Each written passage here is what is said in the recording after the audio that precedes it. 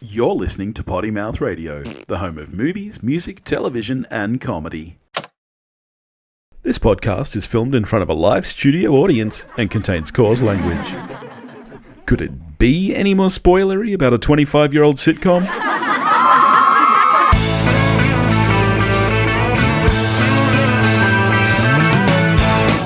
Hello everybody and welcome back to the one where we watched a Friends rewatch podcast, where this week we watched the one with Phoebe's husband. Yeah. Thank you for your contribution, Noosk. I'm here till Tuesday. The one with Phoebe's husband is the fourth episode of the second season of Friends, which aired on October 12, 1995, and it's written by Alexa Jung. Alexa's back. It's a fun name to say. I wonder if it's Jung or Jungi or Jung, or maybe it's Young. Yeah. Yeah. Fun fact, this episode, of course, guest stars Steve Zahn. I'm a big Steve Zahn fan. Yes, you are. It's kind of weird, to be honest. And I know that you'll enjoy this fact. This is the first episode with Phoebe's name in the title. Oh. Yep. Yeah, right. Yeah. Yeah, okay. Is it called different... is the episode title different in different places? Nope. Because I could have sworn it was called the one with the gay ice dancer. I think you're dreaming that. Oh, okay. Because, I mean, spoiler alert, he's not a gay ice dancer. No. Anyway, we'll get to that. Let's get into it. And it's your turn to do the synopsis this week. Poo. Yep. Okay. So, are you ready? Yeah, no. Okay. All right, on your marks, get set, go. Okay, so the A storyline is Phoebe is married to a gay ice dancer, and he needs a divorce to marry someone else. It's all very sad. And then the B storyline is that secrets are all being revealed and Chandler has a nubbin. And I guess also the other A storyline really is that Rachel doesn't want Ross to have sex with Julie. They haven't had it yet because he's nervous, and she tries to just play stupid mind games with him. Done. I did it. Yeah, we'll allow it. We'll allow it. Yeah. You left out Joey's porno. Oh, well, that's part of the secrets being revealed. Yeah, I mean, I guess. Yeah. Yes. Yeah. Yeah. I've touched on everything. Disappointed! People don't know what that's from. Everybody knows what that's from. Do they? No, not Okay. until you explained it to me years ago, and now I use it all the time. Now I need to explain. Years ago, I don't know if... obviously, you watched Xena Warrior Princess. No, I really wanted to, but Oh, man. Okay. I wasn't allowed to watch anything. Well, I loved Xena Warrior Princess, but a sideshow of that, some people would say it's the other way around, but no, Xena is obviously the main show. Kevin Sorbo played Hercules in a Hercules show. Yes, And I there was an episode where he was reading his lines, and I don't know if he just doesn't know how a script works, but, the script, it's got in brackets, parentheses usually, like how the line should be read. Oh, right, and it says disappointed, and he reads out the line, disappointed. Hang on. Now I got to play the clip. Oh, so it's in the actual show. Yes. This isn't my world. Disappointed! Oh my god! And they left it in. Yes, the way you described it, I thought it was like a behind the scenes. No, they what the left fuck? It in. He was supposed to sound disappointed as he said the line, but instead he yelled out disappointed. Absolutely brilliant piece of television. Oh, the editing team were having a laugh that day, weren't they? Oh my god. Anyway. So we start with one of my favourite Rachel moments. Same. I love this. I forgot this was this episode until this started. Yeah. I quote this all the time. And by quote, you know what I'm saying? Yeah. I quote her little scream. Yeah, because she's in the apartment. And what is she doing? Is she doing the dishes?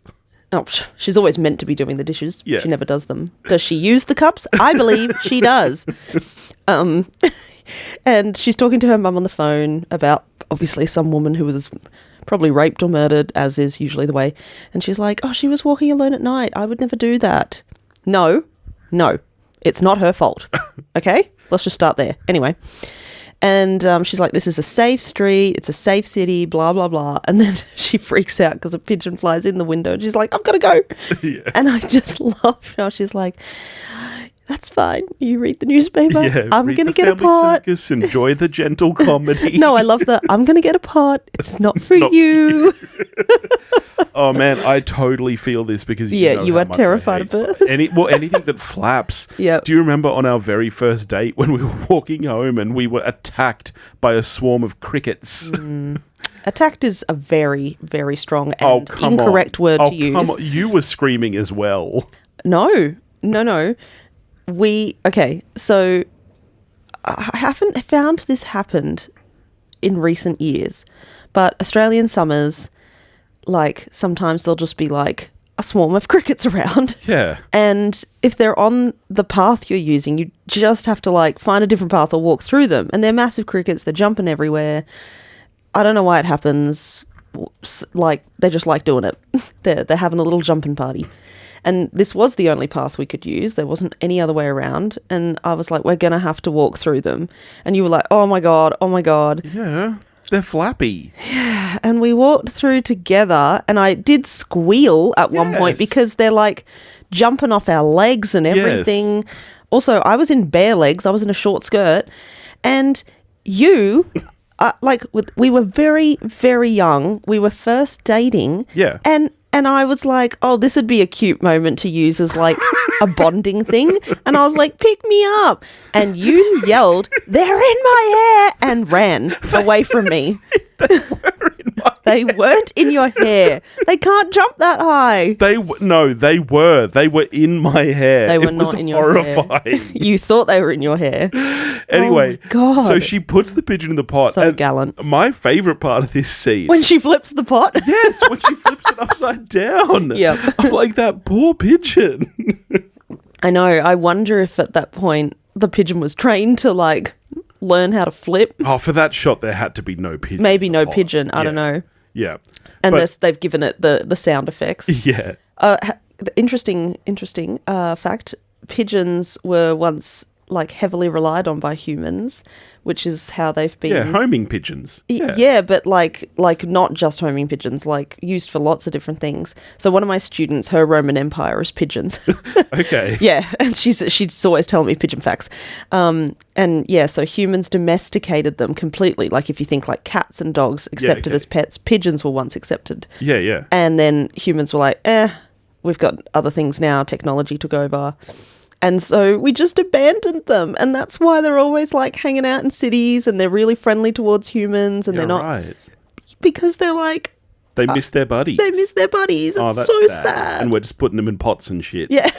That's just Rachel Green. But she's interrupted by a knock on the door. She thinks it's the guys. She says, come in, it's open. It's Steve Zahn, who does not get a cheer, by the way. He mustn't have been like. I don't think Steve Zahn would get a cheer now, love. Your obsession with Steve Zahn is weird. He seems like a fine guy, whatever. I don't understand the romance you have with him, the bromance. But he's looking for Phoebe. Rachel says, she's not home right now. Can I tell her who it is? And it's Phoebe's husband. No, she says, can I get a message to her? She doesn't ask him directly, who are you? Yeah, okay. And he says, just tell her husband stopped by. And then she's like, in such shock at that statement, she releases the lid and the pigeon flies out. And I love his line, hey, how did you do that? It's a really cute little moment. I just love that opening scene. So then we're still in the apartment, but all the guys are there now, and they are all shocked that Phoebe has a husband and did not tell them. No one more shocked than Monica, because Monica knew about their relationship. It turns out that this was a guy that Phoebe dated, she was madly in love with, and and he was gay, and she just kept putting it herself out there and offering herself more heartbreak. Yep. And and so she married him so that he could have a green card. Yeah, because he's Canadian. Yes. I still don't understand why Canadians would even need a green card. It's wild to me. Well, they're still migrants. I mean, don't be racist. It's no different than Mexicans. One's up, one's down. But well, let's not get into that whole thing either. But I don't know. Like, green cards for all over the world. It's fine. I love how Monica's like, I can't believe you didn't tell me. And Phoebe's like, yeah, because I knew you'd be all judgy about it. And she's like, of course I'm judging you. You were in love with him and like you stayed in your pajamas for a month when he left. I saw you eat a cheeseburger. I love everyone's reaction to that. Yeah. Yeah. And she's like, well, didn't you? And Phoebe looks so ashamed. I might have.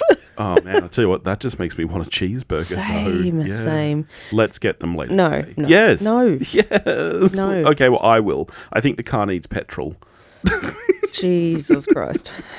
You already did it the other day, and I know you got stuff then.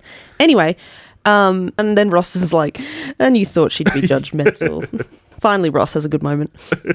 So then Phoebe, of course, you know, we get into this thing. She has to retaliate. Yeah. This happens a lot in sitcoms. Yeah. She's like, oh, yeah? Well, you don't tell me everything. And Monica's like, what? What did I tell you? That the telephone pole undies out there are yours from when you were having sex with Fun Bobby on the terrace, and everyone runs to the window. I know, it's like they all want to see the undies. I know, yucky. Ugh. The thing about it is, though, the way that Phoebe refers to it, it's like a known thing. Oh, I think she says panties. Sorry. Yeah. Oh, well, yeah. Yeah. She doesn't say undies. No. Your Not Dax. Australian. The Dax out on the phone line. But the way that she refers to them, it's clear that like it's a known thing. It's like, oh yeah, it's like the poo on the pad near the parking lot at work. Where it's just like it's a thing that you talk about, everyone knows about. So they've all seen these panties, but it's like they want to rush to see them in a new light now that they know that they're Monica's, and I find that weird, especially from Ross. Well, why maybe... does Ross want to see these? Oh, true. Yeah. Ross runs there as that's yucky. But I do love this little moment afterwards where Monica and Chandler are just left there and she's staring at him. Oh, because Monica's like, who told you? And I love the blocking of the scene is great. The way she starts by pointing at Phoebe and then she realizes the only person she told was Chandler and she moves her finger towards him. Yeah. And he's like, I didn't think it was a big secret. I just love it because, you know, they end up married and it's super cute. Yeah. I like their friendship. Well, that's the thing. It's cute that these two, this is kind of the first hint, I think, in the show so far, that these two are actually really good friends in their own right. I feel like up to this point, it's kind of been a little bit of the boys and the girls. Yeah, like very Chandler much. They've established is Ross that. And Joey's friend. And he lives but this is kind of the first hint we get, I think, that these two both have secrets because then Monica retaliates with, oh, well, what's a big secret? Like having a third nipple. And I love this idea that, like, Ross and Joey didn't even know this about Chandler. Yeah, but only Monica did. Yeah. Well, you often see, I like when the group break up into their own little relationships. So Chandler and Rachel also have great hijinks together. Yeah. Monica and Chandler are really good friends. Yeah. Which is how they, form that nice relationship foundation. And of course, you know, I love Phoebe and Ross when they have moments together. And of course, Phoebe and Joey. But that's like a stock standard one. But I love... Everyone's been looking out the window and now they all run to Chandler instead. The way that Ross jumps on the couch like Tom Cruise. Yeah. Once again, up and down, there is so no excited. way Monica would be okay with everyone's shoes on the couch all the time. Yeah. It's wild. The way they're all so excited about it. And I love Ross's whip it out. Jumping up and down the couch. Yep. It's so funny. And he's like, there's nothing to see. It's just a useless bump. Oh, as compared to your other multifunctional nipples. Yeah, good point, Rachel. Oh, why do men have nipples? You're all useless. God. When we were no, there's no we in this statement. When I was breastfeeding our kids, I had a dream that your nipples weren't useless, and it was such a happy dream. I was like, oh, it's not all on me. And then I woke up and I remembered your nipples were in fact useless, and you were dead to me that day. Yeah, just like Chandler's. Yeah, and his nubbin. So here we go. So then it turns out that Joey, of course, did know about it. Yeah. He hadn't put it together. That was a third nipple. Yeah. He was like, you told me it was a nubbin. Ross is like, what did you think it was? I don't know. You see something, you hear a word, that's what you think it is. Joey's so beautiful. Yeah. But sorry, we skipped over an excellent bit there. When everyone runs over to see Chandler's nipple, Chandler says to Monica, "You bitch. Oh, yes. Yeah. Just followed up then later with, Joey was in a porno movie. Yeah, if I'm going down, I'm taking everybody with me. He has such good bitterness in his voice here. Yeah, so I do love the way that all the guys then rush over to Joey in a similar fashion. But Joey's got no shame. You can't shame Joey. That's the thing. They get the story very quickly. He says, yeah, I was young. I couldn't actually do it, so they let me be the guy who comes in to fix the copier. But I couldn't because they're having sex on it. So once they get the story, they're like, oh yeah, that tracks. That's very Joey. And then they're straight back to Chandler with the nipple. So what's it look like? Yeah. What happens if you flick it? Oh, yuck. Yeah, so gross. So next scene, we're in the coffee house and Julie's back. I kind of forgot about Julie. Yeah. I know she's still around and they haven't broken up, but I was like, oh yeah, Julie's here. Okay. And Ross is like, does it do anything special? Talking still about Chandler's third nipple. I could have sworn this episode was also... sarcastic reaction to. Yeah. Oh, my nipple, you press it and it opens the third portal to Narnia. Haha, very funny. I could have also sworn this episode was called the one with the third nipple. Or the one with Chandler's third nipple. Yeah, okay. You're just all over the place. Yeah. Well, because often it's like the B storyline that the episodes are named after. Yeah, right. Like, often it's something irrelevant. Anyway, so then Julie's like, actually, in some cultures, a third nipple is a sign of virility, and you get all the best women, they dance topless around you, which, of course, Chandler's like, are any of these cultures in the tri-state area? And then we get Sappy Ross, which, I fucking hate. It's not as bad as Sappy Chandler, because it's Ross's entire personality, but you are so amazing. Is there anything you don't know? And then they have to sit there kissing in front of everyone. Yeah. Have some fucking decorum, guys. Also, I'm not convinced this is true. I Googled third nipple, which, by the way, is called a supernumerary nipple. A supernumerary. Yeah. Super nip. Yeah, and it also happens in monkeys. They're often mistaken for moles. Oh. But I have not found... But do they have like an areola and everything? No, a very tiny one. They're much smaller than a regular nipple usually. Right. And they do just look a little bit like a bump. Like a nubbin. Mm. Yeah. I cannot find anything about them having like a cultural significance in any culture, apart from the fact that they are sometimes referred to as a witch's mark, and having one as a female, you were often accused of being a witch and killed. Yeah, but they used anything to... Yeah. She's left-handed. She's a witch. She's got red hair. She's a witch. The last person convicted of witchcraft in Virginia, Grace Sherwood, she had a third nipple. In fact, I think she actually had 2 extra nipples. And yeah, she was sentenced to jail for witchcraft partly on the basis of having 2 things like tits on her private parts of a black colour. Oh my God. But I cannot find anything about them being like culturally significant apart from that. So I think that Julie's just bullshitting. No, I think this is just the writer's way of being like, oh, remember Julie's still here? Yeah. and she's super smart, you guys. Well, yeah, because then we cut to Rachel, who's listening from over at the counter. Oh, Julie's so smart. Julie's so special. I like that Monica here is like, look, I wanted you to hook up with Ross too. That's such a fucking weird thing to say about your brother. Yeah. But, he's with Julie now. You're just going to have to get over it. Finally, someone is telling her, stop acting like you're in high school, Rachel. My God. Yeah. And then, of course, this isn't good enough for Rachel. Oh, I just had to get over it. Why didn't I try that? Shut up, Rachel. Just shut up. Anyway, then Phoebe walks in looking $1,000,000. Isn't she beautiful? I knew that you'd love this dress she's wearing. I love this whole outfit. Her hair, the dress, the cute little tights. Oh my God. It's amazing how well she makes this dress work, given that it is effectively a tablecloth pattern. A man would say that. We have this exact tablecloth. No, we don't. Yes, we do. It's red and white. It's reversed. No, it's very 60s. And, of course, her hair matches it. Her hair is very 60s. Yeah, and Lisa Kudrow, like, something about her face shape, but she really pulls off that 60s hair so well. Yeah. Oh, she's just beautiful. She's a ray of sunshine. So the reason Phoebe looks so nice, of course, is because she's going to see Duncan, her gay husband. No, she thinks it's nice to dress up for your gay husband. Yeah. She's going to put all her feelings behind her and get this over with. Because he's in the capades. Yep. I really love this line. The ice capades? No, the gravel capades. The turds aren't as fast, but when Snoopy falls on his face, it's really funny. Of course, that's a Chandler line. Yeah. We don't really have the ice capades over here. Are they still a thing over there? We have, like, the closest thing I guess we have is, like, once a year Disney will come and do Disney on Ice. Yeah, which was so cool, by the way. It is very cool. But that, I guess, because ice isn't really a thing here. Like, I mean, even we have an ice hockey league, I guess you could call it that.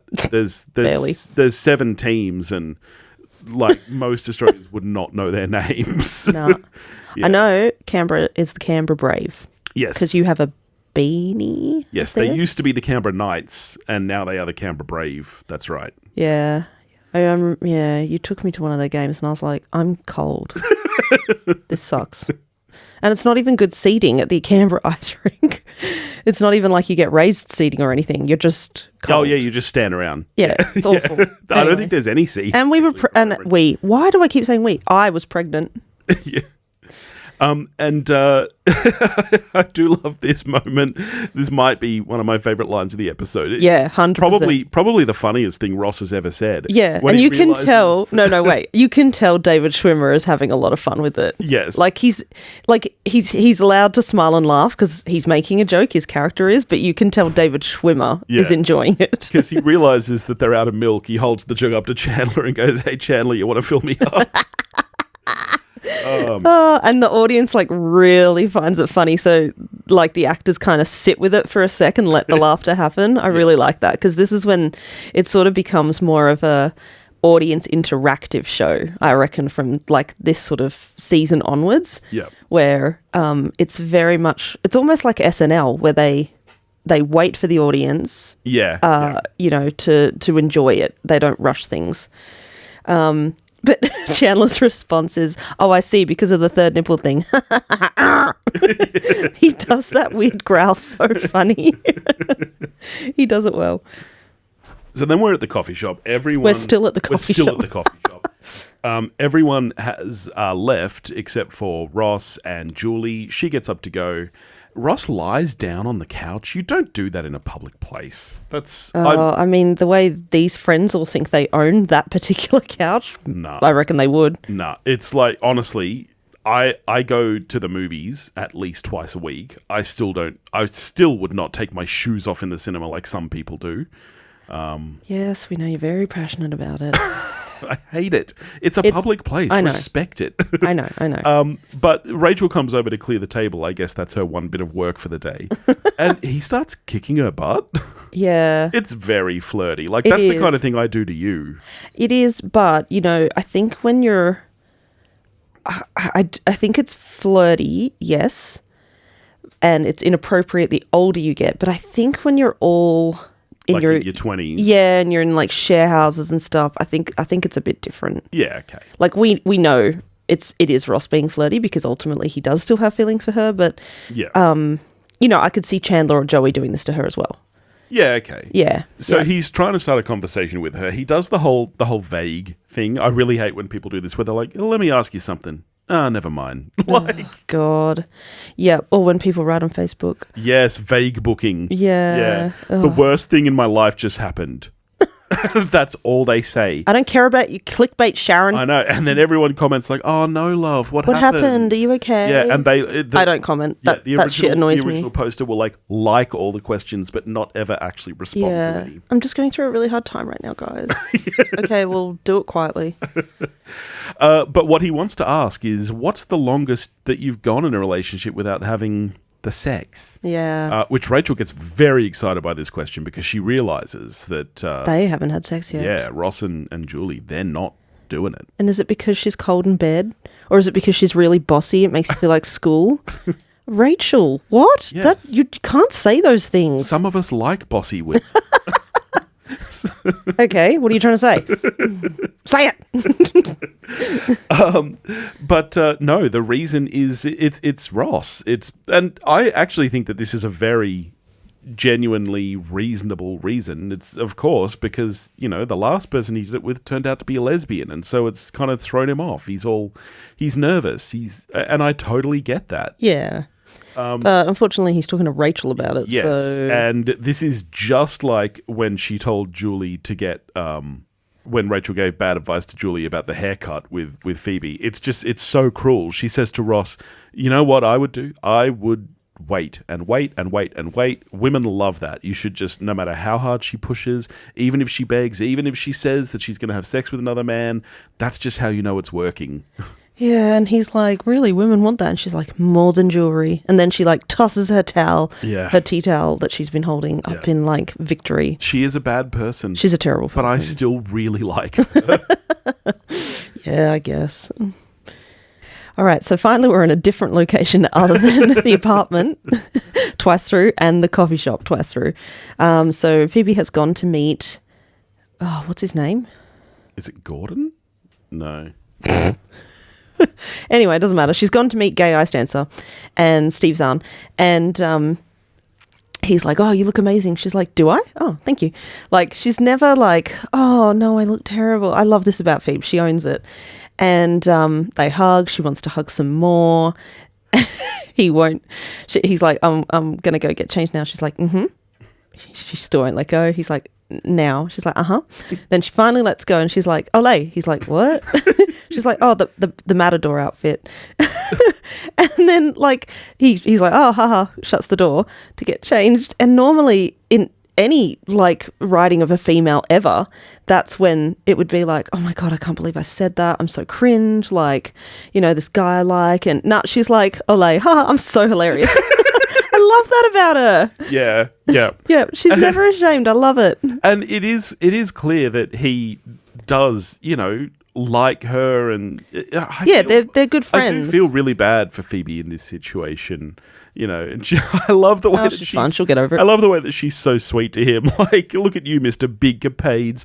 I remember when you were just King Friday and Mr. Rogers. Ice is nice. And he's like, you always thought I'd make it. Like, it's so sweet. Yeah. Yeah, she's just a great person, unlike Rachel Green. So then we're at Ross's apartment. He's having all the guys over for dinner, but at the moment it's just him and Julie, and he full-on attacks her. He's like, hey, can you hold this for a minute? Firstly, why? Just put it on the table instead of asking her to hold this platter just so that you can, like, destroy her face. No, he was giving it to her, so she's defenseless. She has to hold it. She can't push him off. It's terrible. Anyway, but it's very cute. They're, you know, happy and in love. Yeah. It's all fully consensual. Yeah, I remember when we used to kiss like that. Stop it. Then Chandler walks in. He's like, Julie, you have a paleontologist on your face, but it's gone now. You're okay. Yeah. That's some good humor there. Yeah. So all the guys come over, and Ross pulls Rachel aside, and he says, you know, I wanted to thank you for our chat earlier. And she's like, oh, good. So you've decided to wait? But no, after he spoke to her, he spoke to Joey. And the audience laughs. Everyone knows where that's going then. Yes, because with Joey's way, he gets to have sex tonight. Yeah. So he thought about it, but ultimately he's going to go that way. Yeah. And Rachel just looks over at Joey. Yeah.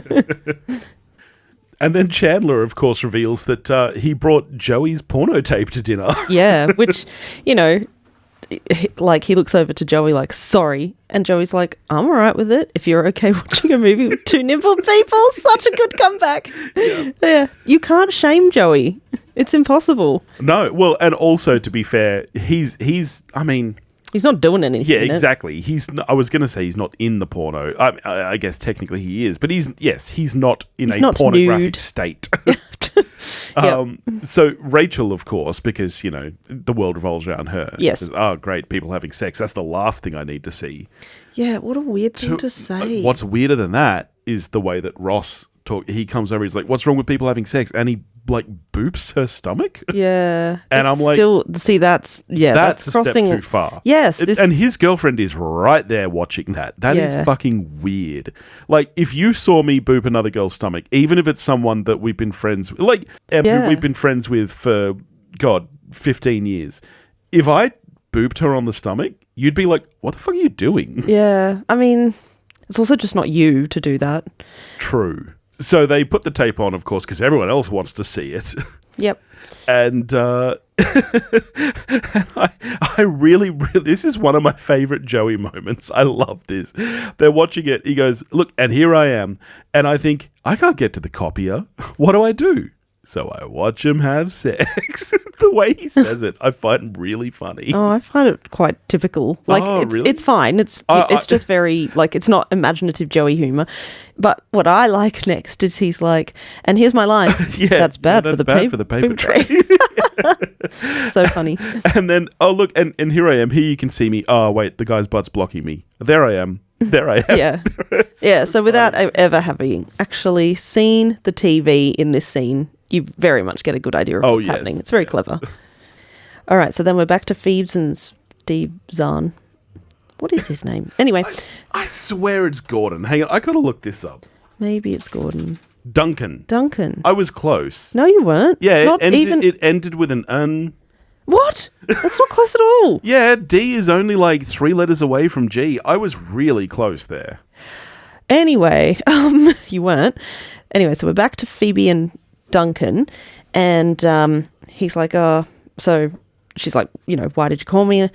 He's like, oh, I don't know how to say this, but I need a divorce. She's like, oh, okay. How come? And he's like, well, I'm getting married again. Yeah. What? Oh my God. And then this is like a really cute bit, you know. Okay. But, well, I think it was quite forward for its time. I mean, the joke is that it's a subversion of someone coming out as gay. You know, that he's always been gay and he's coming out as straight. And you know, all of those typical tropes are kind of subverted. So it's like, oh, you know, there were times in college when I'd go to a straight bar and I'd wake up with a woman next to me and I just said, oh, it was the alcohol. You know, everyone experiments in college. You know, like it's all those typical tropes, but reversed. Yeah. I was born this way and all that. I do think that it's funny. My issue is more that it makes it so funny that it doesn't give any weight to the way Phoebe is feeling. Like, it makes it much more of a joke. Like, this is effectively the same thing that happened to Ross.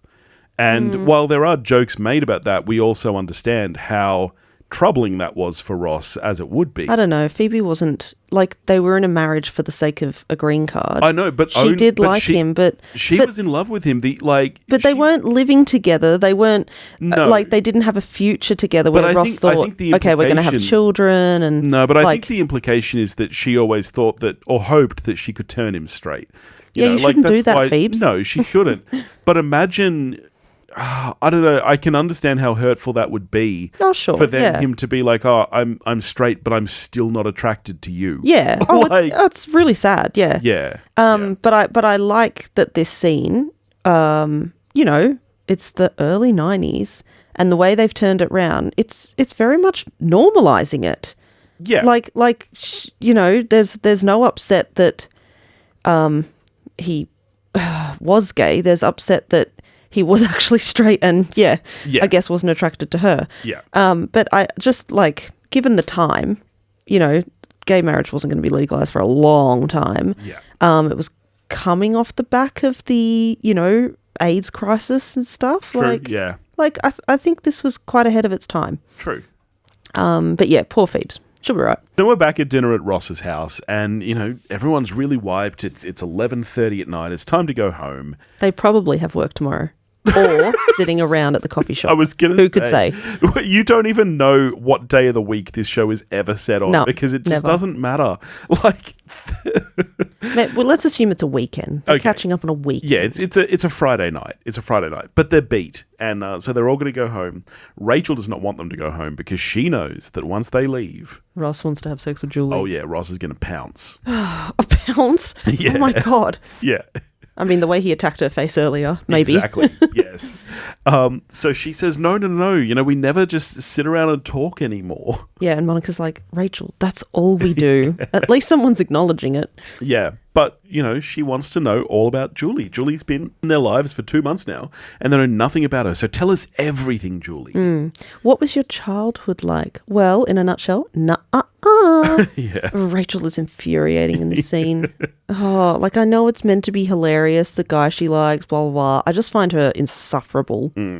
She's an insufferable person. So then we cut back to Phoebe and Duncan / Gordon.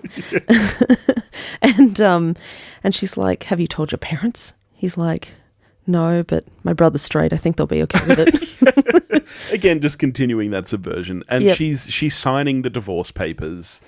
And she hands them to him, and she asks, like, if I had still been around, do you think maybe ask that I would have? question. Yeah, and she realizes that and says, you know what, just don't answer. I think either way would make me feel bad. Yeah. But I do love this if he was moment when- clueless before, which I'm sure he wasn't, like that right there is like, mate, Yeah, don't do what you're about to do. Well, that's the and that's when I both like and dislike this next moment.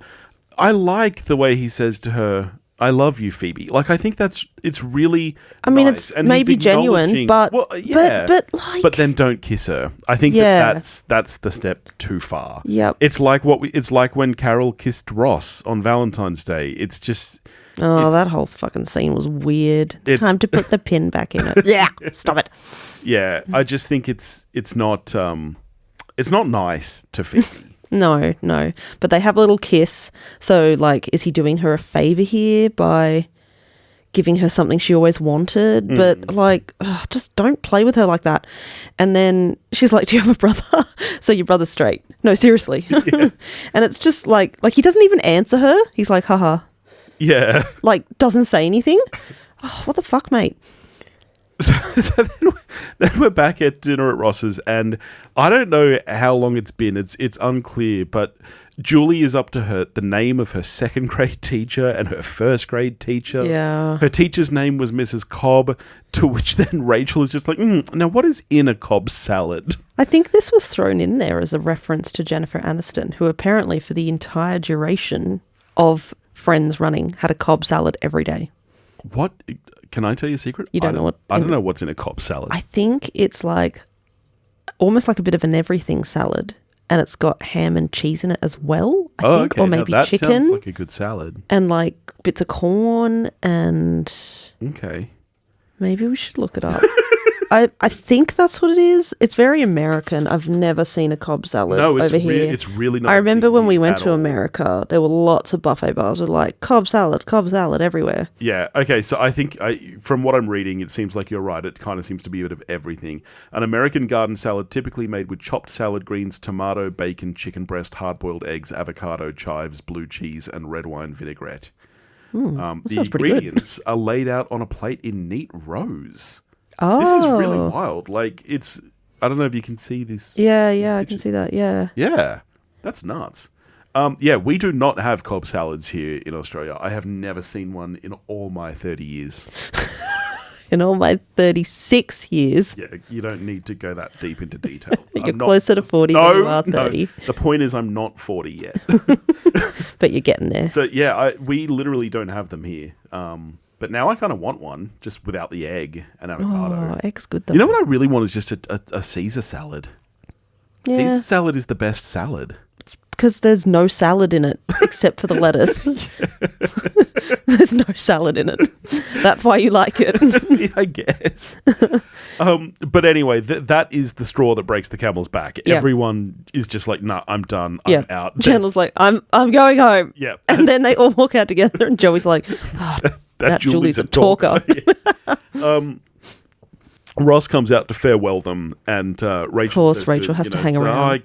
Because she has to make sure. She's like, I guess you're pretty tired now. You're probably not still planning on, This is very controlling behaviour, Rachel. Yeah. I do not approve. But of course, Ross is a man, so tiredness means nothing when it comes to poontang. So he's like, of course, I'm still planning on doing it. Like, can you say poontang these days? yeah, you can say poontang. I don't think you can. Yeah, Can you can do a just? bit of tang? You don't think it's appropriate? No. I mean, I think it's fine. Okay. What? It's just slang for sexual intercourse. Okay. Does it have some kind of cultural background or? It's literally in the Merriam-Webster dictionary. It comes from the French putain, which means prostitute. Oh no. Well, that's not good. But anyway, I don't think you should use it in that context then. but of course he's still going to do it. Mm-hmm. Which Rachel then has to get immediately back to her mind games and just freak him out. That it's the first time. And, Rachel, you you're being like Ross in the first season. You're being a shit. Yeah. Like, and also at the end of the day, he's your friend. Can you not behave like this? Well, that's the thing. And then you think finally she gets it because he says, like, I just spent last year so miserable, which is an acknowledgement that he was miserable because of Rachel for the last year. Oh, well, yeah. And he was going through his separation with Carol. True. Like, that was his sort of, the anniversary and the year of being without her. But he says, and now I'm finally happy. Yeah. And you think that she gets it. Oh, she does. That's her moment of turning. But then she still has to play it somehow to her advantage. Because she starts giving him sexual advice in such a way that she's trying to. She's flirting big time with him. Yes. And like at the end of the scene, he's like, anyway, thanks, Rachel. And she's all like hot under the collar and she's like, oh, man. Well, you did that to yourself, you dickhead. Yeah, all she's done is gotten him hot to go get with Julie. Yeah, she's an idiot. Yeah. Oh, my goodness. But of course, it's meant to be like almost like a Bridget Jones moment. Oh, poor Bridget. Oh, poor Rachel. I do not feel sorry for her. Go home and take care of yourself, Rachel, for fuck's sake. Good Lord. And then, of course, we have to finish with the, what do you call it? The button on the episode? The tag. The tag. Sometimes you call it a button, I swear to God. The button is the funniness at the end of a scene. Oh. Yeah, the tag is the end of the episode. Don't mansplain stuff to me. You literally are. Yeah, but still. So, of course we have to have the whole, a man is happy because he had sex moment. Yes, he's What is dancing down with the you street, people? What's singing wrong in the with you rain, all? Playing, he's tapping his heels and jumping on poles. He's just having the time of his life. And he's saying, good morning to people. What is wrong with you people? You're all animals. Honestly. It's weird. Anyway, so the two old ladies on the bench, she's like, well, somebody got some last night. And that's meant to be like the funny moment for the audience. But then, of course, it's not. Ross comes back and he's like, twice. And that's the button. That's the button on the that's the button on the tag of the episode. Okay. Because that's the extra funny. You think you've already had the joke, and then the button extends the joke. Because, but what I find funny is I got it. You didn't have to keep explaining it. What I find funny is that the old ladies, they were the ones who were like, well, someone got laid tonight. But once he says twice, they seem shocked and appalled. Yeah, well... And it's like, well, you brought it up. No, it's that generation, I don't think their men were interested in going back for more. It was like, lie back and think of England, America. No, seriously. I remember my grandma talking to me about it once. It was very much an expectation. Lie back and think of England. Yeah. It's terrible. You wouldn't lie back and think of England twice if he wanted to?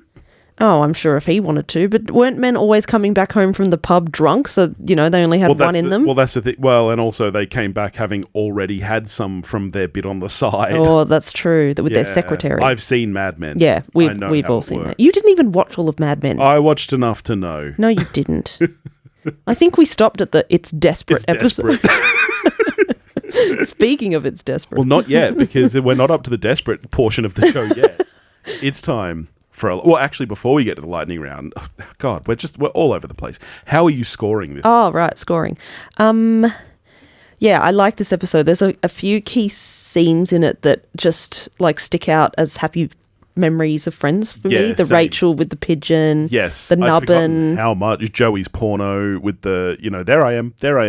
Yeah. Yeah. There's a few good, really great moments in this. Phoebe looking fucking beautiful. So I think this episode might be a 7 out of 10 for me. I'm going to say I'm a 7 as well. I think that it might be a 6 because Rachel annoys me so much, but I'm trying to focus on the positives. Yeah, I think that this is an episode for me where the whole is not as good as the sum of its parts. Yeah. I think there's a lot of really great moments, but overall I think I'm not a huge fan of the plot with Rachel and trying to distract Julie and Ross from doing it. I don't... I mean, we know she's giving back as good as Ross gave her in terms of being fucking, needy and clingy and jealous and stuff, but either of them don't know that about each other. Honestly, they're kind of toxic as a couple. Yeah. All right. But here we go. Now it is time for a lightning round. Indeedy. All right. Are you ready? Yes. I even cut up all my little cards the other day. Oh, did you? Yeah. So I've got a little blue bowl for them that matches the cards. And have you glued yours front to back with the answers on the back? Oh, no. Should I? Well, how do you know which card relates to which answer then? I made sure I cut them up in them order. in the right order. Okay. Okay. You should definitely glue them back to front. That would be, you know. Okay, well, in all my spare time, I'll be sure to do that. Okay. Whilst out to dinner celebrating Monica's promotion, what is Rachel's main on which her side salad is on the side of?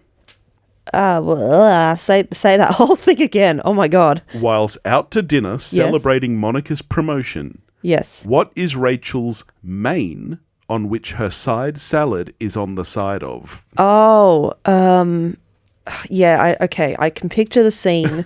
Sorry, that question, the way it's worded, not working for my brain. And I know she says, and what would you like that on the side of? Yes. Next to my glass of water? Yes, it's a glass of water. Yeah, Yes. yeah, sorry, I just had to I had to talk it out. Yeah, because they're all broke. Yeah. Well, they're not all broke. Well, no, 3 of them are broke. Yeah. Yeah. Okay. After babysitting Emma, what does Rachel's sister Amy decide she wants to do with her life? Oh, yeah, she wants to be like a baby fashion designer or something. I'll let you have it. Be a baby stylist. Baby stylist, yeah. You were on the right track. Yeah. Okay. Why does Rachel gladly agree to Phoebe setting up Ross with her friend Bonnie? Oh, the bald chick? Yeah, because she thinks Bonnie's bald. Yep. Yeah. And then she's not bald. Yes. Yep. Okay, your last one. After getting a film of photos developed, what does Mona suggest to Ross that freaks him out? Oh, that they use one for their Christmas card. That they have a shared Christmas card. Yeah, that they send out a joint holiday card. Yeah. Which is weird. I like Mona, but that's a bold move. Mona deserves so much better, though. She gets left behind a lot. Oh my God, Mona!